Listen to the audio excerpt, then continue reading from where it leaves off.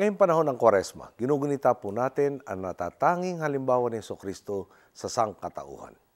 Nagkatawang tao siya, nagpakumbaba at iniligtas tayo sa kasalanan. Naging huwaran siya sa landas ng pagbubukas palad at wagas na pagmamahal sa kapwa. Bilang mga tagasunod ni Kristo, nararapat lamang na tayo tumulad sa kanyang mabuting ehemplo. Wala na nga pong tutumba sa sakripisyong ipinamalas ni Jesucristo. At kung tutusin, dahil sa dakilang pag-aalay niya ng buhay para sa kaligtasan natin, kakarampot na lamang ang kanyang hinihiling, ang mahalin at orgain ang ating kapwa. Makukuha pa ba nating ipagkait ito sa kanya? Bilang isang bansa, marami na po tayong napatunayan sa landas ng pagkakaisa, pagkakawanggawa at pagmamalasakit sa kapwa. Hindi imposibleng bumangon mula sa halos isang dekadang pagkadapa.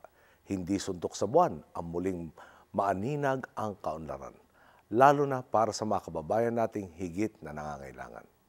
Sa gabay at patnubay ni Kristo, naipamalas natin ang bisa ng pagtuon, hindi sa pansariling interes, kundi sa kapakanan ng ating mga kababayan.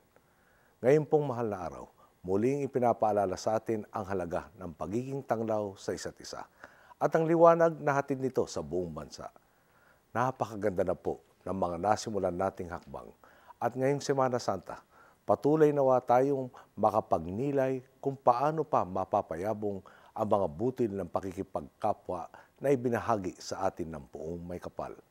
Isa pong makabuluhan at mapayapang mahal na araw sa sambayan ng Pilipino.